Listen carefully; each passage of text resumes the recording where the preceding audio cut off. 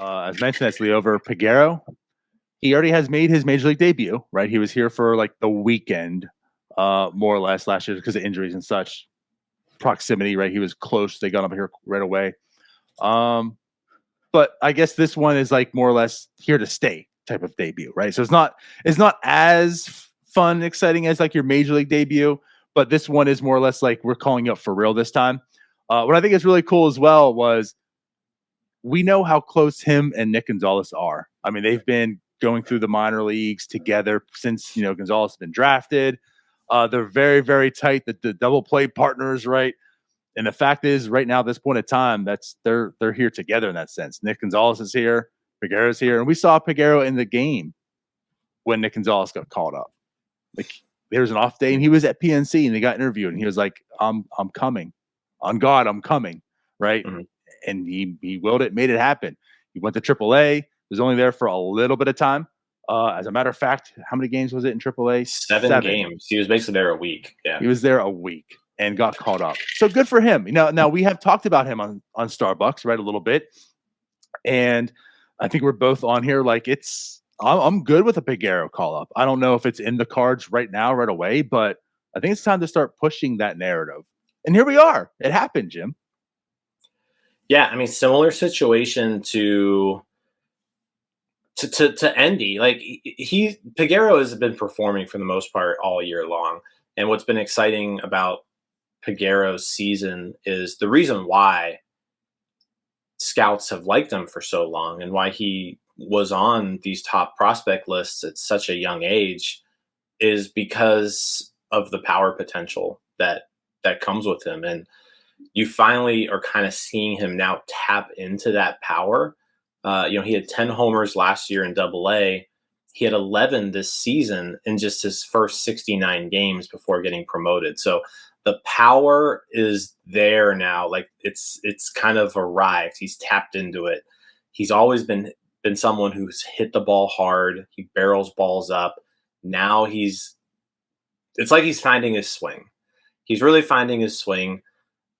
He's getting lift on the balls. He's driving it. And it's not altering his approach. The approach has gotten even better. He's walking more this season than he ever has before in the minors. He's striking out less than he ever has before. And he's hitting the ball harder and farther than he ever has before. Like the guy's bat has seriously taken a step forward this season, which you just love to see because I feel like the Pirates they just needed one of these minor league middle infielders to kind of develop. And who knows if Peguero is going to be the one, right? But you've seen a lot of progression with Peguero and his bat specifically this season. Again, super young. He's 22 years old. So him and Quinn Priest are coming up at 22. Hopefully he's here to stay. But like I mentioned the Endy thing, like the Pirates just need someone who's competent at shortstop too, because they haven't had that since O'Neal Cruz went down, and that was April 9th or something like that. Yeah. I think the Pirates shortstop position since April 9th is, I know Connor was spitting some numbers on the postgame show a couple days ago, like 80 something, like an 80 weighted runs created plus since the Cruz injury from the shortstop position. And on top of that, they've been playing atrocious defense at that position. So you've got a position where you desperately need someone who can field it, and you desperately need someone who can just hit. And right now, Peguero's defense is his biggest concern. The bat can play, I think, at the major league level at the shortstop position, right? So now it's just a matter of, okay, can the glove play? And I still don't know the answer to that question. I guess we'll see. Like hey, we'll see. but let's see. Let's see if it does. He's just based on, like, it's hard to judge off of minor league numbers, and I don't watch a ton of Altoona Curve games, so it's hard to know what he's looked like. His issues last season and in the fall league were the arm. Like he can't throw the ball to first base from the shortstop position consistently. So if he can get that under control, then the athleticism is there. He can definitely field the position. It's just a matter of once you field it, can you get the ball to first base? That's been Peguero's issue the last couple of seasons. Right. Yeah, like Eric Lungenhagen pretty much said, like he just developed the yips. Like he just got the yips. He can't throw the ball. You're right. Like the glove was never the issue, more or less, right? Like, oh no, Cruz's issue was the glove, right? The glove stay at short, right? Marcano has a glove, he has no arm. Peguero, I don't like to say has a glove like Marcano, but like he has the glove. It's just the arm. Like I don't. It seems like it's more mental. Like he has an arm. It works. It throws the ball hard and just not accurate for some reason. Yeah. And that's where I'm at. Like I'm worried about the defense. The defense has been very, very atrocious on shortstop. But I guess it's like the Austin Hedges effect in the sense of can his bat at least outplay that, right? You've been frustrated with the defense all year long, but it's also been more or less incompetent, not Austin Hedges level, but incompetent offense also. So if Peguero can at least give you the same defense, which you already have, but upgrade the bat, then it's still a net positive. You know, there's still some positive than what you have currently. I'm not sure if the bat will, and I'm not sure the glove's going to be that atrocious either. But I'm intrigued for sure by him. I think what's funny too is we talk about him and Nick Gonzalez, right? They're kind of like tied to the hip in a sense, like as far as prospects, and both of them are kind of in the same way frustrating. You talk about, like, I feel like every single year, well, Nick Gonzalez and Peguero aren't performing. Are they going to be prospects? And you're talking, oh, wow, Nick Gonzalez and Peguero are just dominating right now. Put them back in the prospect list, right? They're the future. Mhm. And like this year, the same thing. Like Gonzalez had his struggles and he caught on. You still have some worries, right? But he caught on. He's in the bigs right now.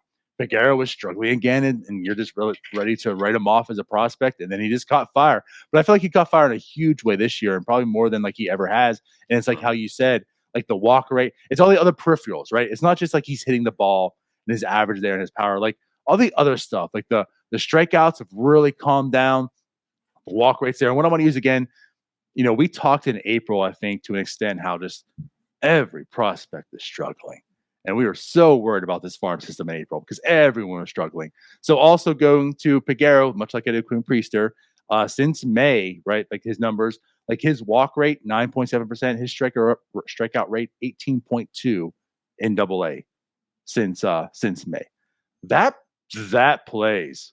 And like you said, if you're still having that type of power and not striking out at that rate, right? 124 weighted runs created plus, like that absolutely plays. You're slugging almost 500 and striking out 18% of the time. That's a positive. I wasn't expecting that from Peguero. Again, not sure that's going to translate to the majors, but again, that this is what intrigues you now. This is what puts you back on the list as like a prospect to really, be intrigued, look into. And the other thing, like you said, you just need one to stick. And so far, the Pirates have not found one middle infielder of all they've acquired that you like or feel comfortable with, right? So Peguero's next on that list, and hopefully, like you said, he can stick around. I mean, Nick Gonzalez is up. There's still some concerns, but he's holding his ground to a degree. Still fresh, right? Small sample size, but Peguero's here now, so there's another one added to the list to look into. So, like, that's what the Pirates are going to need. And also, not that who he left exposed, but he is Rule 5 eligible. There's a lot of guys, again, in Rule 5 to look into. So, seeing everyone is certainly something they need to do this year. And, so Peguero gets to call. So, I guess kind of to wrap this up, what are you expecting the rest of the season for all three? Yeah, good question. With Endy, I'm expecting okay to solid defense behind the plate. I don't think they move him around very much. I don't think they move him around very much at the major league level. I feel like he's going to mostly stick at catcher. You may see him take like a game or two at first base, but he's going to be catching, I think, for the most part. But I'm expecting Endy Rodriguez to, at least be like a 90 weighted runs created plus type of player, 90 or above. That would be my expectation. Quinn Priester, kind of how I mentioned before, I think he'll be inconsistent, but maybe 2 out of 3 times he's given you a pretty good start. JT Brubaker level production is kind of where I kind of keep going back to with Quinn Priester. I think that is very fair to expect. Like if you look at 2022 JT Brubaker, like True work player. that's what I expect from Quinn Priester. Peguero's a little more interesting because I think the ceiling is kind of there with Peguero, where like if the power plays, you might have something there. I'm interested to see how he looks defensively as shortstop, but I think the bat can play at least better than any other option they've had there at shortstop this year.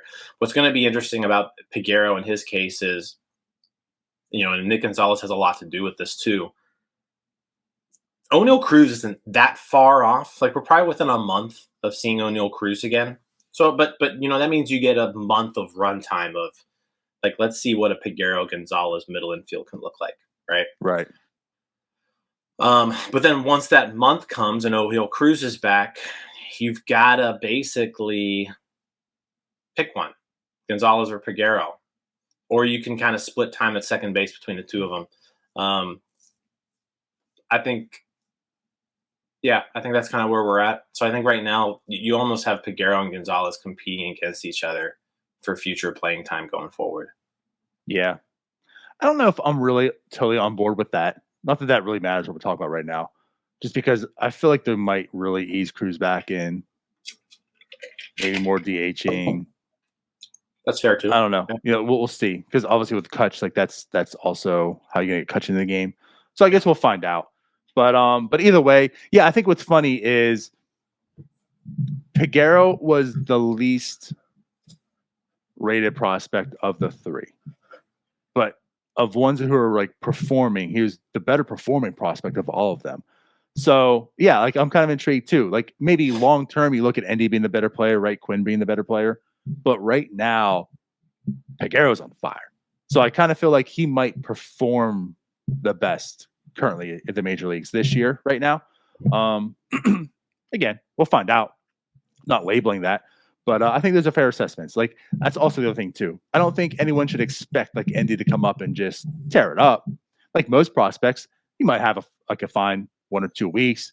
League will adjust, have some struggles, right? But the big part about this is like finally getting up here and finally getting those adjustments. So like next year, you're ready to go. Also, thank you for watching. I know we try to provide the most entertaining content that we can, and we'd love to spread it to as many people as possible. So I know it doesn't seem like a lot, but if you could take the 5 seconds to like this video and subscribe to the page, it helps out so much more than you know. Thank you, and let's go Bucks.